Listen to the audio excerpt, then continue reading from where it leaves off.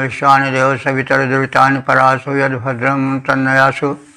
ओम भद्रं कर्णेभिः शृणुयाम देवा भद्रं पश्येमाक्षभिर्यजत्राः श्रीरङ्गैस्तुष्वाश्रुतनुभिः व्यसेमहि देवहितं यदायुः।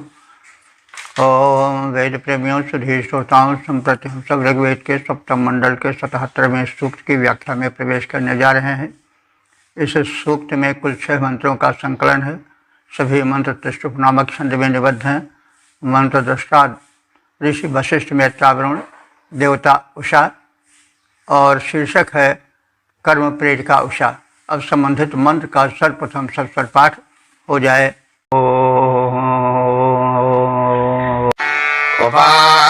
उपाररथेजवदर्नयोषा विश्वं देवं प्रसवन्ते चरायै अभोदग्नः समिधेमानुषाणामगर्जो दर्बाधमानादमांसे। इस प्रथम मंत्र में यह कथित है कि उषा का आगमन सूर्योदय के पूर्व हो जाता है।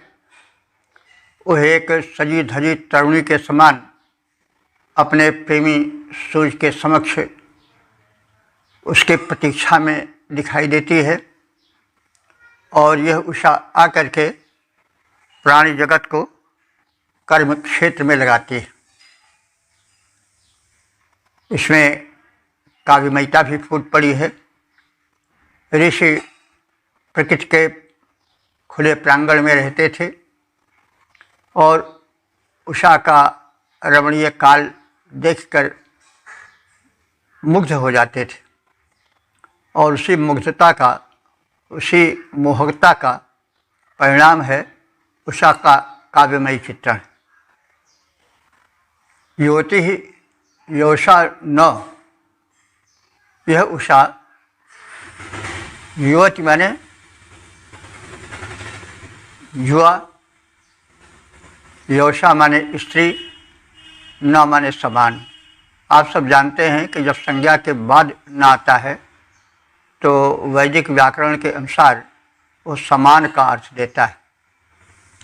तो युवती ही योषा न, युवती तरुणी के समान सज धज कर आई हुई के सदृश यह उषा उपोरुचे अपने प्रेमी सूर्य के समीप, रुचे माने प्रकाशित हो जाती है।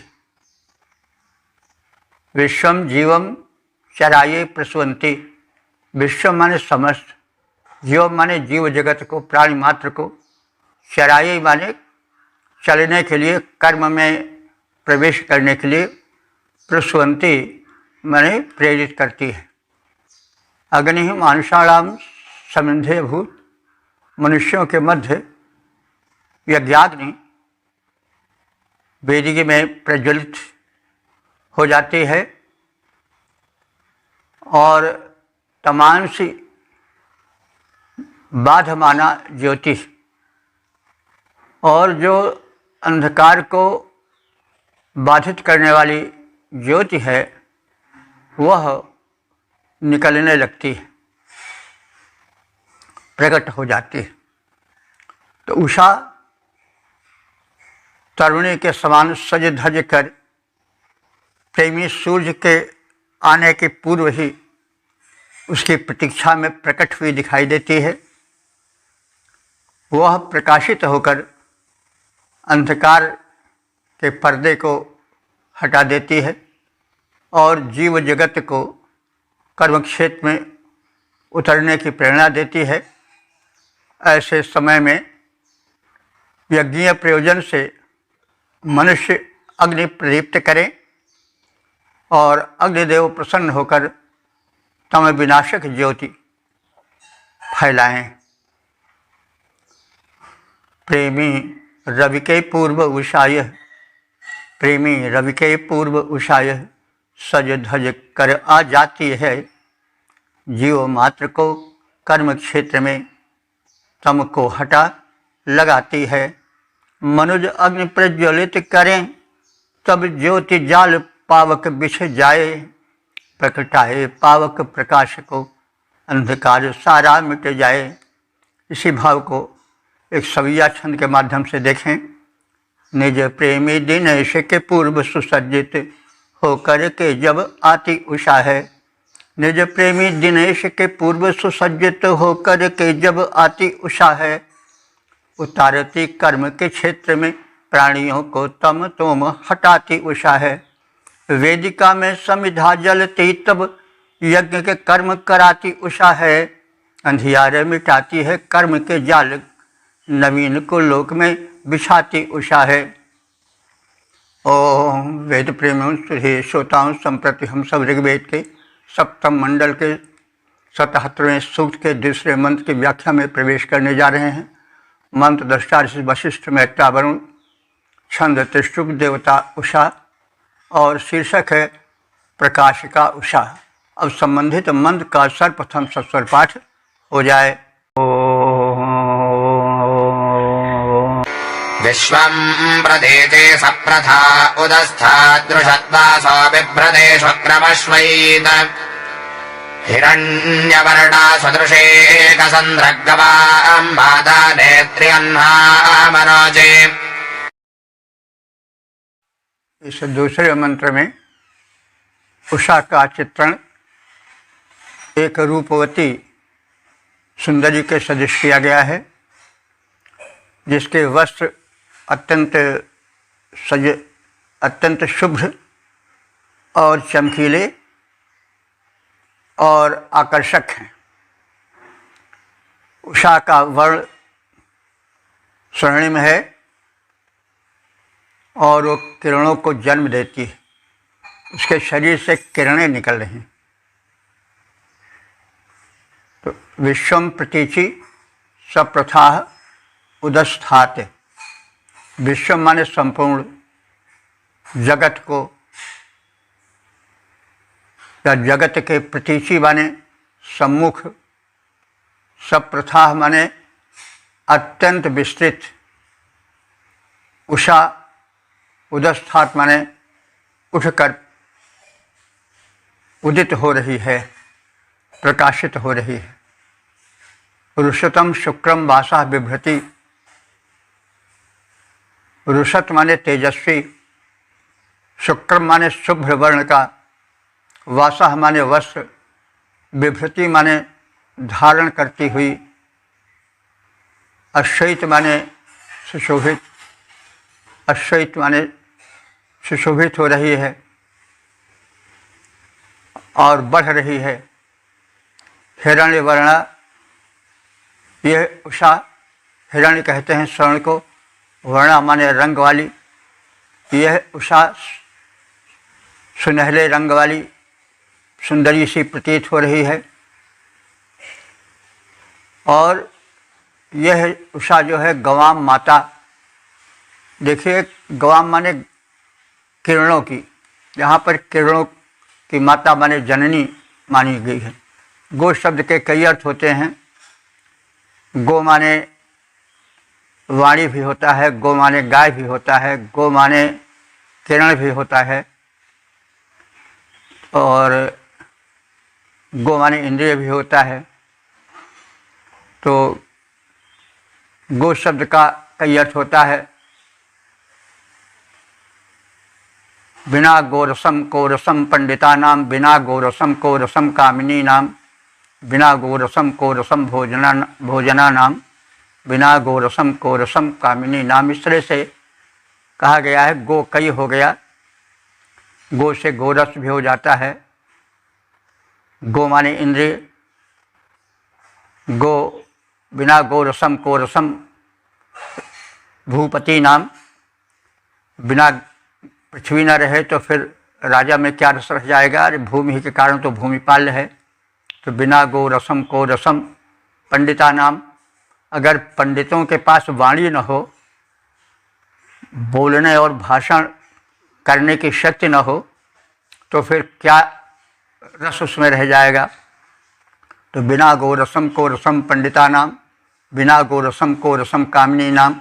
अगर स्त्रियों में इंद्रिय का रस न हो, उनके नेत्र सुंदर न हो, उनका वर्ण सुंदर न हो, उनकी वाणी मधुर न हो, तो फिर उनमें क्या आनंद रह जाएगा। कोई स्त्री अगर मीठा वचन नहीं बोलती है तो फिर उसका आकर्षण समाप्त हो जाता है, और अगर उसकी इंद्रियां स्वस्थ नहीं है तो भी उसका रस चला जाता है। तो बिना गो रसम को रसम, तो गो माने वाणी भी होता है। बिना गो रसम को रसम कामनी नाम, बिना गो रसम को रसम भूपित नाम। राजाओं के पास अगर गो माने पृथ्वी भी होता है, ना हो तो फिर क्या रस रह जाएगा, यानी उसका क्या महत्व रह जाएगा। तो इसी प्रकार से गोरस के कई अर्थ होते हैं। और बिना गोरसम को रसम भोजना नाम, अगर भोजन में गोरस न हुआ, दूध दही घृत आदि का सम्मिलन न रहा, तो उसी में क्या रस रह जाएगा। तो इस तरह से गो के कई अर्थ होते हैं। तो गो का षष्ठी बहुवचन होगा गवाम, गायों के अथवा किरणों के।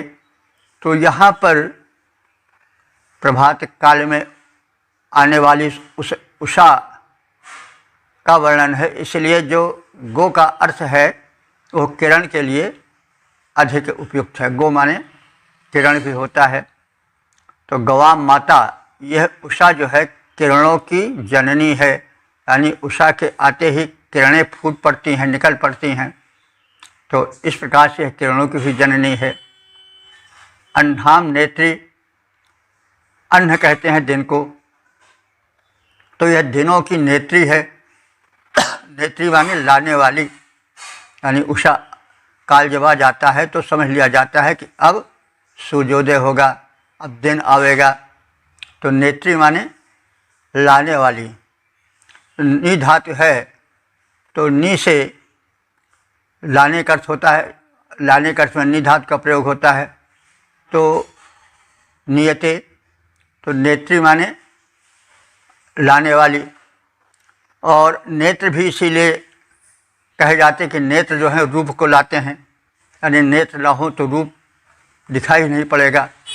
तो इसीलिए नेत्र कहा जाता है, नी धातु से भी बना है। नेत्र का मतलब हुआ कि जो रूप को सामने लावे, यानी प्राणी को दिखावे, जिसके नेत्र हैं।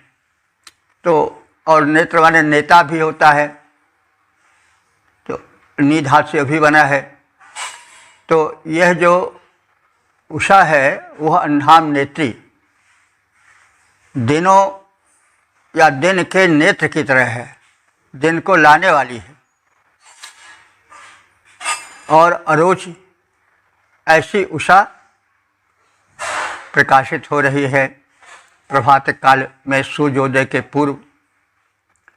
सुप्रसिद्ध उषा जगत के समक्ष उदित होकर तेज पूरित श्वेत वस्त्रों को धारण करके सुवर्ण के सदृश वर्ण वाली सुंदरी दर्शनीया तेज वाली किरणों की जननी, दिनों का नेतृत्व करने वाली, दिन को लाने वाली देवी उषा सुप्रकाशित हो रही है। उषा सुवर्ण वर्ण से द्योतित, उषा सुवर्ण वर्ण से द्योतित, ज्योतित पटको धारे, सुंदर दर्शनीय तेजस्वी कलित कलेवर सारे, किरणों की जननी प्रसिद्ध अति परिपूरित उल्लास, दिवस वाहिका उषा उदित हो भरती दिव्य प्रकाश। इसी को सवैया छंद में देखिए। वर्ण सुवर्ण समान मनोहर, वर्ण सुवर्ण समान मनोहर, आती उषा पट ज्योति का धारे। वर्ण सुवर्ण समान मनोहर, आती उषा पट ज्योति का धारे। छिटकाती छटा, छिटकाती छबीली छटा छिटके उसके कमनीय कलेवर सारे। जननी किरणों की बड़ी कमनीय कलेवर है मनमोहक धारे। शुभ वाहिका है कमनीय छटा की घटा, मनमोहक दृश्य हैं सारे। ओम वेद प्रेमियों सुधी श्रोताओं, संप्रथम सब ऋग्वेद के 7वें मंडल के 77वें सूक्त के तीसरे मंत्र की व्याख्या में प्रवेश करने जा रहे हैं। मंत्र दृष्टा वशिष्ठ मेहता वरुण, छंद त्रिशुप, देवता उषा और शीर्षक है सुख समृद्धि प्रदा उषा का शुभागमन। अब संबंधित मंत्र का सर्वप्रथम सस्वर पाठ हो जाए। देवानां चक्षुः भगावहन्ते श्वेतन्नयन्ते सुदृशेकमश्वम् उषा अदर्शरश्मिभिर्व्यक्ता चित्रामघा विश्वमनः प्रबोधा। इस तीसरे छंद में ज्योतिषमती उषा के कल कोमल करेवर का चित्रण किया गया है। उषा महती सुशोभना सुंदरी के सदृश चित्रित है और उसकी ज्योति का भी सुंदर मानवीकरण हुआ है। यह जो उषा है वो देवानाम चक्षु, ये देवों के नेत्र स्वरूपा है, यानी यह उषा दिव्य शक्तियों को सब कुछ दर्शन करने की क्षमता प्रदायिका है। सुभगा, यह सौभाग्यवती है। और कैसी है? संदर्शिकम श्वेतम अश्वम नयंती। सुदर्शिकम माने सुंदर दिखाई पड़ने वाले, श्वेतम अश्वम, श्वेत किरण वाले अश्वों पर यह सूर्य को बैठा कर चलाने वाली है। यानी सूर्योदय होता है, सूर्य उदित होते हैं, ऐसा प्रतीत होता है कि किरणों के जाल जो हैं वे ही उसके अश्व हैं। तो उषा को यहाँ पर बताया गया है कि वह आती है तो सूर्य आते हैं और किरणें फूटती हैं, तो वे अश्व हैं सूर्य के, और उषा सूर्य के बुलाने का कारण है। उषा रमणी है, सूर्य आता है उसके समीप, तो उषा उसे किरणों के अश्व पर बैठा हुआ देखती है और जगत भी देखता है। और उसी संदर्भ में कहा जा रहा है कि उषा जो है वो सूर्य को किरण के अश्व पर बैठा हुआ देखती है। उषा रश्मि भी व्यक्ता अदर्शी, उषा किरणों से व्यक्त रूप में देखने लगी है। तो किरण ही दर्शन के या दृश्य के माध्यम है, जैसे कि सर्वत्र सब कुछ दर्शनीय बन जाता है। चित्रा मघा, यह जो उषा है वो विलक्षण धन वाली है। मघ कहते हैं या मघ धन को, और मघा माने धन वाली। तो चित्रा मघा माने विचित्र धन वाली है, विलक्षण धन वाली है। कहने का मतलब इसके द्वारा जो प्रदत्त वैभव है वो सामान्य वैभव से अधिक रमणीय है, उत्तम है, मूल्यवान है, इसलिए विलक्षण धन वाली उषा को कहा गया है। तो चित्रमघा विलक्षण ऐश्वर्य वाली धन वाली यह उषा विश्वम अनुप्रभुता संपूर्ण संसार के सम्मुख चली आ रही है, छटा बिखरा रही है, रूप जाल को बिछाती हुई मनमोहक रूप दिखाती चली आ रही है। देवों के नेत्र ज्योति स्वरूपा यह उषा, देवों के नेत्र ज्योति स्वरूपा, सौभाग्यवती, विलक्षण धनों वाली, सुंदर श्वेत किरणों के अश्व को गति देने वाली, उसी माध्यम से सूर्य को गगन में ऊंचे उठने की छटा छिटकाने वाली, उषा किरणों से व्यक्त रूप में दिखाई पड़ जाने वाली है। विलक्षण धन धारिणी उषा संपूर्ण विश्व के सम्मुख बढ़ती हुई चली आ रही है, अत्यंत शोभा, अत्यंत छवि छिटका रही है। नेत्र ज्योतिजों उषा सुरों की, नेत्र ज्योतिजों उषा सुरों की, शुभगा शुभ धन धारे, सुंदर श्वेत किरण अश्वों की कर में डोर संभारे, किरणों में सौंदर्य सुभग निज क्षण क्षण में छलकाती, किरणों में सौंदर्य सुभग निज क्षण क्षण में छलकाती, धन धारिणी उषा जग सम्मुख बढ़ी चली है आती। ओम वेद प्रेमियों सुधी श्रोताओं, संप्रति हम सब ऋग्वेद के सप्तम मंडल के 77वें सूक्त के चौथे मंत्र की व्याख्या में प्रवेश करने जा रहे हैं। मंत्र दृष्टा वशिष्ठ मैत्रावरुण, देवता उषा। शीर्षक है स्तुतिकर्ताओं को उषा समृद्ध बनाए, अब संबंधित मंत्र का सर्वप्रथम सस्वर पाठ हो जाए।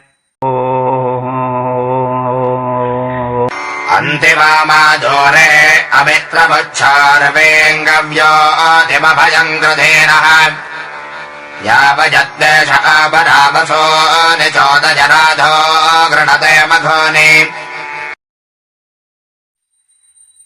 इस चौथे मंत्र में उषा देवी से प्रार्थना की गई है कि वे हम सब भक्तों को, उपासकों को संपन्न बनाएं और निर्भय बनाएं। तो यहाँ पर उषा के रूप की, उसके छटा की छवि का वर्णन न हो करके उससे प्रार्थना है कि वो हम उपासकों को संपन्नता दे, संपन्नता के साथ साथ निर्भयता दे। क्योंकि संपन्न है लेकिन अगर भयभीत हों कि कहीं राजा जान करके उसका हरण न कर ले अथवा चोर डकैत उसको न हरण कर लें, तो फिर वो धन जो है वो भय का कारण बन जाता है। तो धन हो लेकिन उस धन के कारण भय न आवे, इसीलिए प्रार्थना की गई है कि उषा हमें संपन्न बनावे लेकिन निर्भय भी बनावे, भय का लेश मात्र हमारे सामने न आने पाए। तो अंतिवामा, अंति माने समीप और वामा माने होता है वर्णीय, सुंदर। तो हमारे सम्मुख वर्णीय और सुशोभन धन को उषा लाए।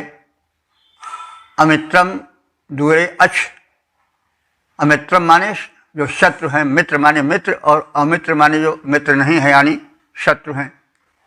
तो शत्रु को दूरे अच्छे माने दूर ही भली प्रकार रखे, यानी वे हमारे निकट ना आने पावें। अगर शत्रु हुआ वो निकट है तो नुकसान किसी न किसी रूप में पहुंचा ही देगा, इसलिए उनसे बहुत दूर हम रहें, वे हमसे दूर चले जाएं। ऐसे हे उषा देवी तुम कृपा करो और प्रकाशित हो जाओ। उर्वी गव्यूतिम न अभयम कृत, उर्वी माने होता है पृथ्वी। तो उर्वी माने पृथ्वी के गव्यूतिम, वैसे गव्यूत जो लौकिक संस्कृत में है 5 कोस के ज़मीन को गव्यूत कहा जाता है। लौकिक संस्कृत में गव्यूत इसी अर्थ में प्रयुक्त होता है, लेकिन यहाँ पर कुछ दूर तक की या 5 कोस तक की जो ज़मीन है, तो 5 कोस तक की ज़मीन मज़े के विस्तार वाली होती है। तो वहाँ तक हमारे शत्रु हमारे समीप न रह जाएं। शत्रु तो रहेंगे ही लेकिन कुछ दूर रहें हमसे। गव्यूत 5 कोस तक, 10 मील तक हमारे रहने के भूमि भाग से भी दूर रहें। और इस प्रकार से नह अभयम पृथ्वी, हे देवी तुम हम उपासकों को अभय प्रदान करो, निर्भय बनाओ। द्वेषम द्वेषः यवय, द्वेषियों को दूर करो। जो हमसे द्वेष रखते हैं वे हमारे निकट न आएं, हमसे दूर ही रहें। वसूनि आभर, वसु कहते हैं धन को, और वसूनि माने धनों को बहुवचन कर दिया गया है, क्योंकि धन तो भांति भांति के होते हैं। ये द्रव्य वाला धन तो है ही है, इसके अतिरिक्त विद्या धन, बुद्धि धन, स्वास्थ्य का धन और संतोष का धन, हाथी घोड़े गज रथ, ये सब धन ही हैं। जो धन्य बना दे वह धन है। तो वसूनि आभर, हमको भिन्न भिन्न प्रकार के धनों को आभर माने लाकर प्रदान करो। मघोनि, मघोनि माने यह संबोधन है उषा का। हे धन युक्ता उषा देवी, गिणते राधा चोदय। गिणते माने स्तुति करने वाले उपासकों को, राधा माने धन, चोदय माने प्रेरित करो यानी धन दो। तो राधा जो है वो धन को कहते हैं। हम लोग तो खास तौर से राधा कृष्ण की प्रेमिका को जानते हैं, लेकिन वो भी राधा इसलिए कही जाती है कि राधयति कार्याणि इति राधा। तो यहाँ पर राधा माने जो है वो धन है, क्योंकि धन भी कार्यों का साधन करता है। कैसा भी संकट क्यों न हो, लेकिन धन उस संकट को हटा देता है। खून कत्ल कुछ हो जाए, तरह तरह के बाधाएं आ जाएं, विरोधी आ जाएं, लेकिन धन है तो उनसे निपटा जा सकता है। तो राधयति कार्याणि इति राधा। तो राधा धन को कहते हैं, और उसका कारण है कि धन जो है राधयति यानी साधयति कार्याणि इति राधा। तो इस प्रकार से स्तुतिकर्ता को हे देवी, हे उषे, तुम जो है वो प्रदान करो, स्तुतिकर्ताओं को धन भेजो। राधा प्रचोदय, धन को विशेष रूप से भेजो। हे उषा देवी, तुम हमारे सम्मुख वर्णीय उत्तम धन लाने वाली हो जाओ, हमारे शत्रुओं को दूर भगाओ, प्रकाशित होकर हमारे हित में विस्तृत भूभाग को भय रहित करो, द्वेषियों को दूर करो, धनों को लाकर हमारे कोष में भर दो। हे धन धारिणी कार्य साधिके उषे, स्तुतिकर्ताओं उपासकों के पास विपुल मात्रा में धन भेजो। धन को आप समझते रहिए कि एक धन ही नहीं जो द्रव्य मात्र से है, बल्कि स्वास्थ्य धन, विद्या धन, बुद्धि धन और पद धन, धन की अनेक कोटियाँ हैं। तो यावत धन है वो सब हमें किसी न किसी प्रकार से उपलब्ध कराओ। हम समाज में सम्मान के धन से सम्मानित हों और एक उच्च कोटि के नागरिक माने जाएं। हे धनदायिका, हे धनदायिनी उषा देवी, हे धनदायिनी उषा देवी, अरियों को दूर भगाओ, विस्तृत भूमंडल को मेरे हित में अभय बनाओ। हे धन धारिणी उषे, भक्त को दो धन कोश अपार, भर दो धन को और दोषियों का कर दो संहार। ओम वेद प्रेमियों सुधी श्रोताओं, संप्रति हम सब ऋग्वेद के सप्तम मंडल के 77वें सूक्त के 5वें मंत्र की व्याख्या में प्रवेश करने जा रहे हैं। मंत्र दृष्टा से वशिष्ठ मैत्रावरुण, छंद त्रिशुभ देवता उषा। शीर्षक है समृद्ध हेतु प्रार्थना। अब संबंधित मंत्र का सर्वप्रथम सस्वर पाठ हो जाए। अस्मे श्रेष्ठे बिर्भानुफलविभाख्युषो देवि प्रतिरन्ते न आयोः ईशञ्जनो दधते विश्ववारे गोमदश्वा भद्रधवच्चराधाः। इस 5वें मंत्र में विविध धन, वैभव और आयुष्य प्राप्ति हेतु प्रार्थना है। तो प्रारंभ के 2-3 मंत्रों में तो उषा की शोभा का मोहक चित्रण किया गया है, लेकिन अब अंतिम मंत्रों में उषा से धन, वैभव और आयुष्य प्रदान करने की प्रार्थना है। उषा को यदि देखा जाए साक्षात या प्रायोगिक या इस रूप में, व्यवहारिक रूप में, तो उषा काल बड़ा उपयोगी काल होता है। उषा काल में उठ करके जो विद्या अध्ययन करेगा, चिंतन करेगा, ध्यान करेगा, मनन करेगा, तो उसे सिद्धि अवश्य मिलेगी। यदि और इसी प्रकार से यदि स्वास्थ्य संबंधी वह क्रियाएं करेगा, घूमेगा, टहलेगा अथवा व्यायाम करेगा तो उसकी आयुष बढ़ेगी, प्राणायाम करेगा तो उसकी आयु भी बढ़ेगा। तो उषा काल बड़ा उपयोगी होता है। लेकिन यहाँ उषा का मानवीकरण किया गया है, उसे एक देवी की भांति माना गया है, तो उससे आयुष्य की, धन, वैभव की कामना की गई है। तो हमारे वेदों में तो प्रत्येक की शक्ति को देवता माना गया है, उसमें देवत्व देखा गया है, क्योंकि कोई ऐसा कर्ण नहीं है जहाँ दिव्यता न हो, जो उपयोगी न हो, जो किसी न किसी प्रकार से मानवता के कल्याण में न लगा हो। देखने के अलग अलग दृष्टिकोण हैं, लेकिन परमात्मा के सृष्टि में कोई वस्तु अनुपयोगी नहीं है। किसी न किसी रूप में वो हित साधिका है। मान लीजिए कि कुछ ऐसे वृक्ष कुचला वगैरह जो हैं वो विष, भयंकर विष देते हैं, संख्या विष देती है, सांप भयंकर विष देता है। तो लेकिन यदि हम उसका वैज्ञानिक अध्ययन करें तो यह देखेंगे कि जो अंतरिक्ष से किरणें निकल रही हैं, कुछ तो बड़ी ही हितप्रद है, बड़ी ही स्वास्थ्यप्रद है, लेकिन विपरीत दिशा में कुछ किरणें अंतरिक्ष से ऐसी आ रही हैं जो विषैली हैं।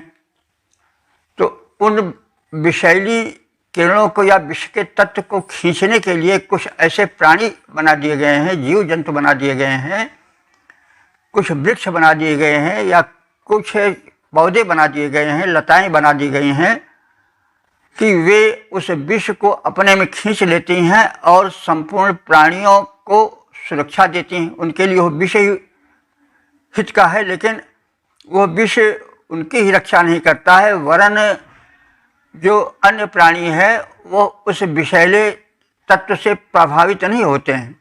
नहीं तो ये उस विष को एकत्र करने वाला, उस विष से अपने को बचाने वाला अगर वो प्राणी ना हो तो फिर क्या होगा, वो विष चारों ओर वातावरण में फैला रहेगा और सभी उस विष के प्रभाव से विषैले बन जाएंगे और फिर संसार विषमय हो जाएगा।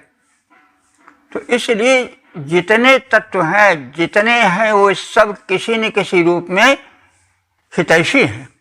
इसलिए हमारे यहाँ सर्वत्र देवत्व का दर्शन किया गया है। परमात्मा ने जो बनाया है उसको किसी उद्देश्य से बनाया है, अकारण नहीं बनाया है।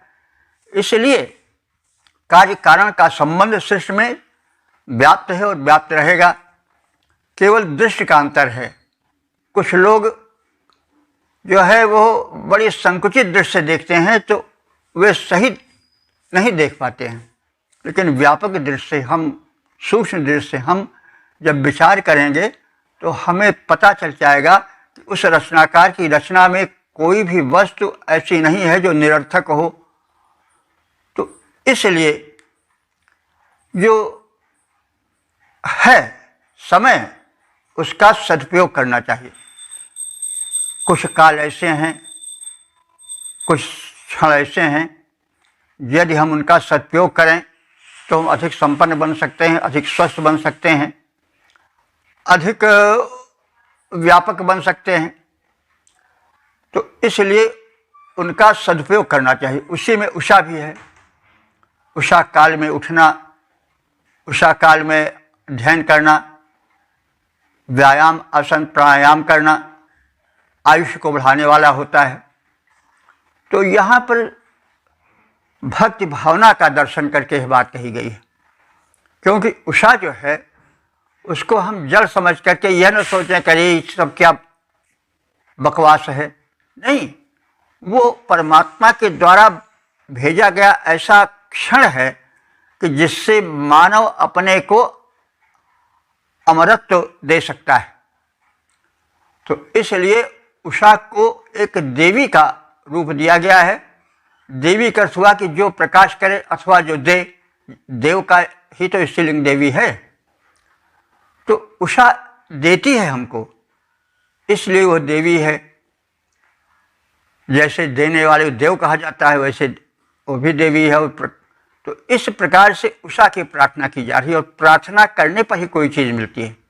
हम प्रार्थना न करेंगे, हम निवेदन न करेंगे तो हम पाएंगे कैसे, या कोई कैसे पाएगा? एप्लीकेशन डालेगी नहीं, प्रार्थना पत्र लगाएगी ही नहीं, तो कैसे पावेंगे? भले हम पात्र क्यों ना हों, लेकिन हम यदि प्रार्थना पत्र नहीं लगाएंगे तो कैसे मिलेगा भाई? तो वैसे ही जो प्राकृतिक छटाओं में, जो प्राकृतिक उपकरणों में, या जो प्राकृतिक दिव्यताओं में, या जो प्राकृतिक के देव हैं जैसे हैं, ऐसा उषा भी उसी में से एक है। तो जब तक हम उसकी प्रार्थना नहीं करेंगे तब तक हम उसका लाभ ठीक से नहीं पाएंगे। इसलिए जीवन को प्रार्थना में होने चाहिए।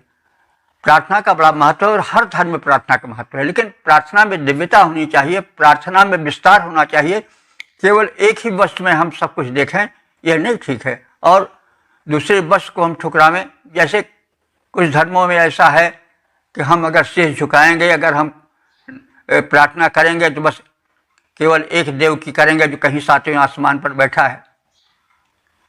कहीं होता अगर एक जगह बैठा तो आजकल लोग चले जाते हैं सूर्य चंद्र और न जाने कहाँ कहाँ जा रहे हैं तो देख न लेते उसको, कहीं अगर बैठा होता तो वो तो कण कण में, क्षण क्षण में समाया हुआ है, देखो बस। तो इसलिए हमारे यहाँ उषा को, निशा को और कण कण में देवत्व को समाया हुआ देखा गया है। तो कहने के मतलब यह भाव जाना जाए कि जितनी भी दिव्यता है वो सब उसी का अंश है।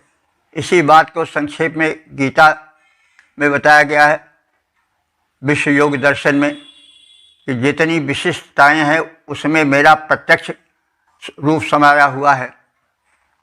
तो अब हम इस भूमिका में शब्दार्थ सहित अर्थ का अवलोकन करें। उषा देवी, हे उषा देवी, अस्मै श्रेष्ठे भी भानु भी विभा। अस्मै माने हम सबके लिए, हम सबके हित के लिए, श्रेष्ठ भी माने श्रेष्ठ, भान भी माने किरणों द्वारा, भानु माने किरण होता है, तृतीया बहुवचन है। किरणों द्वारा भानु माने सूर्य होता है, लेकिन सूर्य इसलिए होता है कि उसमें किरणें होती हैं, और लेकिन भानु माने किरण होता है। प्रायः ऋग्वेद में किरणों के लिए भानु का प्रयोग हुआ है। सूर्य का शायद ही कहीं दो चार जगह में हो, लेकिन सर्वाधिक प्रयोग किरणों के लिए ही हुआ है। तो अस्मै श्रेष्ठे भी भानु भी विभाय, हमारे हित में श्रेष्ठ किरणों के साथ प्रकाशित हो जाओ हे उषा, तुमसे यह प्रार्थना है। न आयु प्रतिरंती, हमारे आयुष्य को बढ़ाओ। विश्ववारे, सबके द्वारा स्वीकार करने योग्य हे उषा देवी, तुम्हें सभी वर्ण करते हैं इसलिए तुम विश्ववारे हो। तो हे सबके द्वारा वर्णीय उषा देवी। न इशम च, न माने हम सबको, इश कहते हैं अन्न को, इशम माने अन्न को, देहि अन्न को दो। गोमत अश्वत रथवत चराधा दधति, इसके साथ ही साथ गोमत माने हमें गायों का वृंद दो, अश्वत माने हमको अश्वों से युक्त करो, रथवत माने हमको रथ से भी युक्त करो, और चराधा दधति, और इस प्रकार से हमें धन धारण कराओ। हे उषा देवी, हमारे हित में श्रेष्ठ रवि रश्मियों के साथ प्रकाशित हो, हमारी आयु को बढ़ाओ।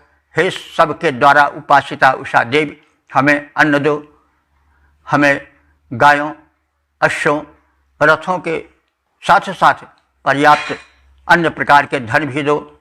हे उषा देवी रवि रश्मि रम्य हित हेतु हमारे लाओ।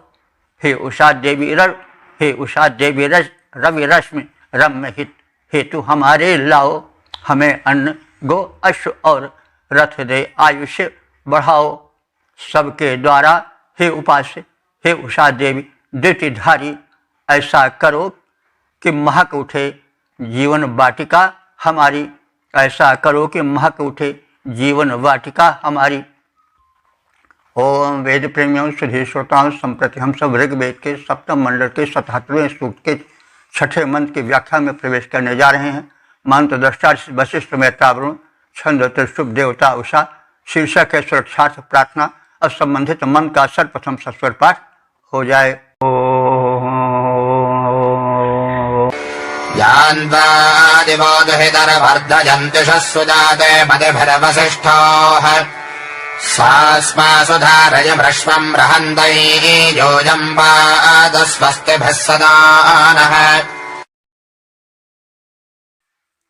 इस छठे मंत्र में जो समापन का मंत्र है उसमें उषा देवी से धन धान्य और कल्याण हेतु प्रार्थना की गई।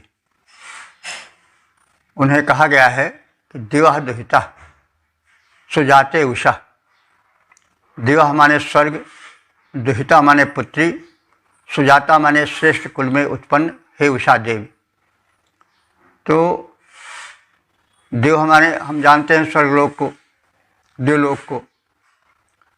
देवलोक इसलिए है कि वो अंतरिक्ष लोक से ऊपर का लोक होता है। जो पृथ्वी लोक तो हम स्थित हैं वहीं पर, पृथ्वी लोक के ऊपर का जो 200-250 किलोमीटर का दायरा है, जहाँ तक वायुमंडल है, जहाँ तक पृथ्वी के आकर्षण से काम करती है, उसको कहा जाता है अंतरिक्ष। और उसके ऊपर का जो लोक है, जहाँ पर की वायु आदि नहीं है, उसको हम लोग अंग्रेजी भाषा में स्पेस कहते हैं। वही संस्कृत भाषा में जो लोक कहा गया है।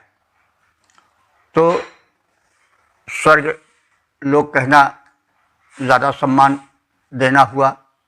तो जो उषा देवी हैं वो दिवः दुहिता स्वर्गलोक की पुत्री हैं। तो दुहिता माने पुत्री होता है। अब इस शब्द के पीछे भी एक अर्थ छिपा हुआ है। दुहिता को कहा गया कि दुहने वाली।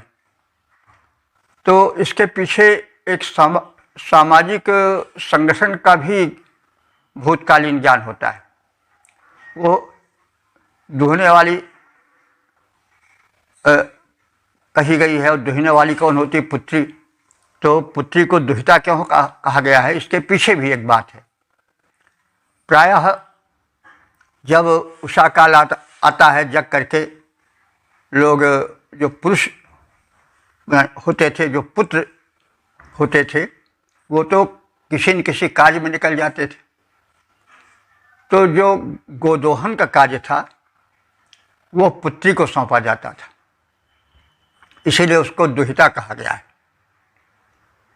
बात स्पष्ट हो गई होगी कि प्राचीन काल में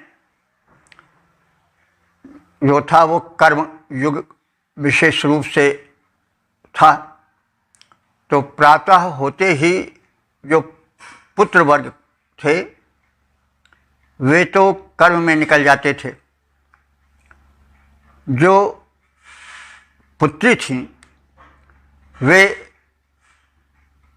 पुरुषों की तरह या पुत्रों की तरह खेती करने या और अन्य कर्मों में नहीं रहती थीं, वो घर में ही विशेष रूप से रहती थीं। इसलिए गोदोहन का कार्य उनके जिम्मे सौंपा गया था, इसीलिए उन्हें दुहिता कहा गया है। विशेषकर प्रचलित अर्थ यही है दुहिता का। सामान्य अर्थ तो पुत्री होता है। दुहिता के विषय में यह भी कहा जा सकता है कि पुत्री जो है दोनों कुलों का हित करती थी, यानी पितृकुल का और मातृकुल का। दो कुल होते हैं नहीं, एक तो पितृकुल हुआ, एक मातृकुल हुआ, और एक ससुर कुल हुआ। तो पितृकुल और ससुर कुल का जहाँ विवाही जाती थी वो दोनों का हित करती थी। पुत्री के रूप में अपना निर्वाह करके, अपने कर्तव्यों का निर्वाह करके वो अपने मायके में रहती थी। उसके बाद जब अपने ससुराल जाती थी तो ससुराल के वंश वालों का हित देखती थी। तो इस प्रकार से वो दो वंशों का या दो कुलों का हित देखती थी, इसलिए भी उसको दुहिता कहा जा सकता है। तो दिलोक की दुहिता हे सुजाते, हे कुलीने, उषा माने उषा देवी, याम त्वा वशिष्ठा। याम माने जिस, त्वा माने तुझको, जिस तुझ उषा को, वशिष्ठा माने वशिष्ठ गोत्रीय या वंशीय ऋषि, मतिभिर वर्धयन्ति, प्रार्थनाओं के द्वारा बढ़ाते हैं, यानी प्रार्थनाओं के द्वारा तुम्हारे यश का विकास करते हैं, तुम्हारा गुणगान करते हैं। सा अस्मासु बृहंतम ऋषम रईम धाह। सा माने वह, तुम उषा, हम सब में बृहंतम ऋषम माने व्यापक रूप से, ऋषम माने प्रशंसनीय, महान, रईम माने धन को, धाह माने धारण कराओ, परम तेजस्वी धन धारण कराओ और उसे हम सबको प्रदान कराओ। योयम न सदा स्वस्ति पात। तुम हे उषे देवी हम सबको सदा कल्याण साधनों से सुरक्षा देती रहो। हे उषा देवी तुम त्रिलोक की कुलीन पुत्री हो। वशिष्ठ वंशीय ऋषि तुम्हारी स्तुति करते हैं। तुम हमें उपयोगी महत्वपूर्ण धन प्रदान करो और सदा कल्याण साधनों से हमारी सुरक्षा करो। हे उषा देवी, तुम दिव्य लोक की सुता कुलीना कहलाती। ऋषि वशिष्ठ के वंशज स्तुति करते उनको हो भांति। दो उपयोगी धन हम सबको स्तुति करें तुम्हारी। निज कल्याण साधनों द्वारा रक्षा करो हमारी। तो इस प्रकार से हम सब ने सप्तम मंडल के 77वें सूक्त के 6 मंत्र की व्याख्या का संक्षिप्त ज्ञान प्राप्त कर लिया। अब तक जो मंत्र व्याख्यायित हो चुके हैं ऋग्वेद के, उनकी संख्या हो चुकी है 5772। तो इस सूक्त में उषा की प्रार्थना है। पहले के 2-3 मंत्रों में उषा के सौंदर्य का वर्णन है। उसमें एक रमणीय स्वर्णवर्णी स्वर्ण कलेवरा प्रेमिका नारी के रूप में चित्रण है और पश्चात के मंत्रों में सुख समृद्धि और सुरक्षा की कामना की गई है। तो प्राय यही है कि गुणगण कथन के पश्चात सुरक्षा, शांति, सुख की कामना दिव्य शक्तियों से की जाती है। उसी का निर्वाह इस सूक्त में भी हुआ है। तो अब हम इस प्रकार से प्राकृतिक छटा का भी आनंद उठाए। मंत्रों में प्रारंभ में उषा का मानवीकरण करके उसमें दिव्य छटा का दर्शन किया गया है। और इस प्रकार से कुछ लोग मानवीकरण को पश्चिम के देन कहते हैं, अंग्रेजी को, वो भ्रम में है। मानवीकरण का सबसे सुंदर प्रयोग ऋग्वेद में हुआ है। तो मानवीकरण यह भूल जाए लोग कि पर्सोनिफिकेशन का अनुवाद है। सबसे सुंदर मानवीकरण, इससे अधिक मानवीकरण और के साहित्य में है, जहाँ तक मुझे ज्ञान है नहीं है। तो इस प्रकार से हम इस सूक्त के समापन के समय कहते हैं, ओम सर्वे भवन्तु सुखिनः, सर्वे सन्तु निरामयाः, सर्वे भद्राणि पश्यन्तु, मा कश्चित् दुःखभाग् भवेत्।